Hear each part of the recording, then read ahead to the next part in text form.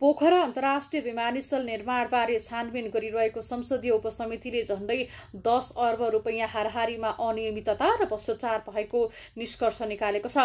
संसदको सार्वजनिक लेखा समितिको उपसमितिले 11वटा शीर्षकमा अनियमितता भएको निष्कर्षसहित प्रतिवेदनको मस्यौदा तयार पारेको हो।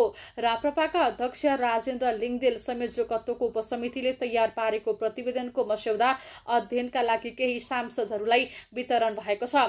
लिङदेल सहित केही सांसदहरूले प्रतिवेदनको मस्यौदामा हस्ताक्षर गरिसकेका छन् भने केहीले अध्ययनका लागि समय माग गरेका छन्। उपसमितिका एक सदस्यले दिएको जानकारी अनुसार यस प्रतिवेदनको मस्यौदामा 11वटा शीर्षकमा भएको अनियमितताको विवरण उल्लेख छ। कानून विपरीत कर छुट दिएको विषयबारे यसअघि नै प्रश्न उठिसकेको छ। उपसमितिका एक सदस्यका अनुसार पोखरा विमानस्थल निर्माणको अनियमितता मुलुककै ठूलो भ्रष्टाचार मध्येको एक हो।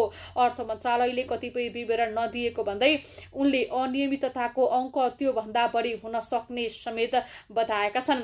यसैगरी उपसमितिले पोखरा विमानस्थल निर्माणमा संलग्नमाथि अनुसन्धान र कारबाहीका लागि अख्तियार दुरुपयोग अनुसन्धान आयोगलाई निर्देशन दिनुपर्ने भनी लेखा समितिलाई सिफारिस गर्न प्रस्ताव गरेको छ।